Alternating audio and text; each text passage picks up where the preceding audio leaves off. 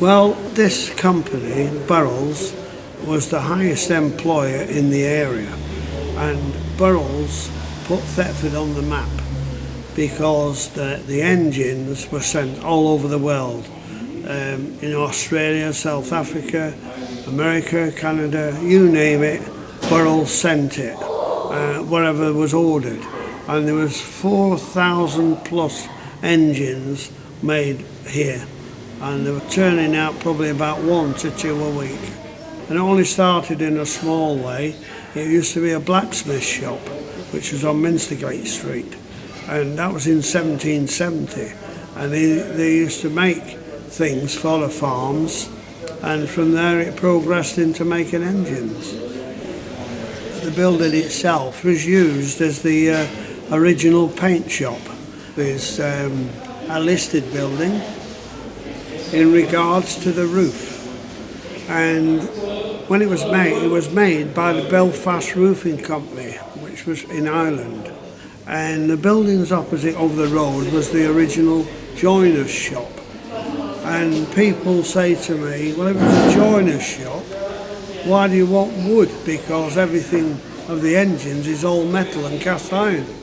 So I said, well, that was used to make the moulds for the patterns to make the engines. And to the front, it was the original buildings, which used to be doing foundry type work. And I can remember loads of flywheels, cast items in there, and gears, all just lay around. But all the area around here was all Burrell's. And where the main road is now, which goes through, well, the engines, when they were finished and painted, ready for the road, they used to do a test run. Well, they were steamed up outside the paint shop, and then they went off towards the what was the old A11, and they went right up the road, and there was a slight gradient at the top. So if they made it to the top, then it was passed as it was run in, and that's how the engines were passed. It seems a bit strange now, but that's what happened. Without the museum, people wouldn't know what went on 100 years ago. Well, when we got the building, we had no engines at all until we got the feelers out about that we'd like to have an engine or two. Thetford Borough Council got a phone call from the McCallum Company down in Devon, and they asked if Thetford Town Council was interested in this steamroller, and they said it was at the bottom of a quarry, and it was full of weeds and trees and bushes and really rusty, and would we want it? And at that juncture then, the council said, well, that's strange, because there's some men who are acting together to start up a Charles Burrell Museum, and I was one of those. So we came down and then we went to see it, and we were saying, well, we've no money, no funds yet to take it back to Thetford. So they said, don't worry, we'll do that for you. So they brought it here to this building, which was derelict, and then we had it all stripped down to the last nut and bolt, and then on benches down below where I am now. So we're quite pleased how it's ended up. The showman's engine was left to us in a will. That was minus the dynamo or the generator, if that's what you want to call it. That must have been about 93, 94, something like that. And the other engine is called Aggie. That was in a bit of a state when we got it as well. It wasn't running order, but since we've got this fabulous team, they've brought it up, restored it, we've done it, we've spent money on it, and it's been really, really a challenging time to get the engines done and to get the museum open.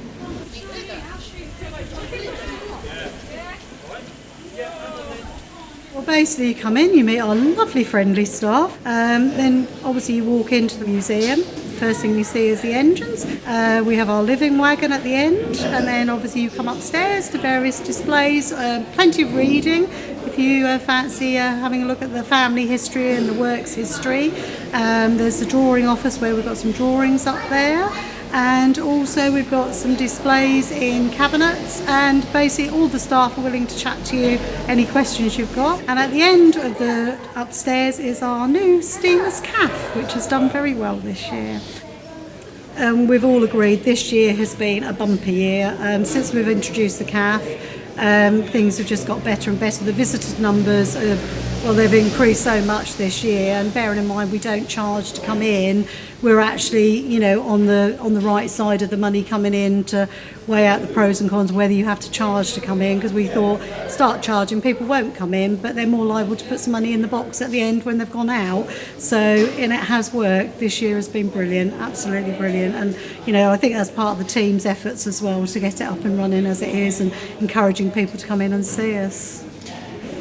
We had a bit of a revamp a couple of years ago. Upstairs was quite dark, so we painted everything a lighter green colour, which we call canopy green, because if you look at the roller canopy, it's sort of roughly the same sort of colour. Every year we try and move things around. We brought some of the displays upstairs in the cabinets where they were downstairs. We're completely always up to suggestions, and just want to make it work, really. And it's nice to have something new for people that keep coming back to us. We've got a fantastic team. All the volunteers here are absolutely brilliant, from the ground floor to running the museum to the engine team. We do pride ourselves as thinking that we are part of our steam family, so that's what we tend to go with, and we all just get on so well, and have a laugh and a joke. We're happy. People come in, say the atmosphere here is great because we're such a happy bunch.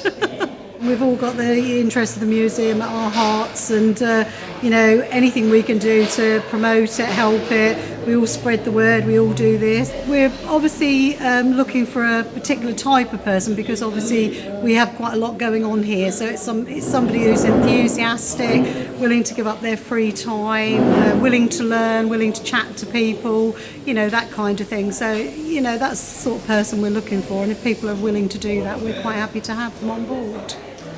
Machinery like this, it's part of Thetford's heritage, and I feel that we have a great team spirit here, especially for the team who are looking after the engines. I applaud them of the time and dedication that they do, because I can't now do what I used to do, but I'm trying my best, and hopefully when I'm not doing this anymore, or the other volunteers, we need somebody to come in and take over from us. So if there's anybody out there who's interested in steam, no matter what your vocation, whether you're an office worker, an engineer, it doesn't really matter. You can pick it up as we go along. We've got information for you to know. So if you are enthusiastic about keeping a tradition going and a heritage which put Thetford on the map, then we'll be quite pleased to see you.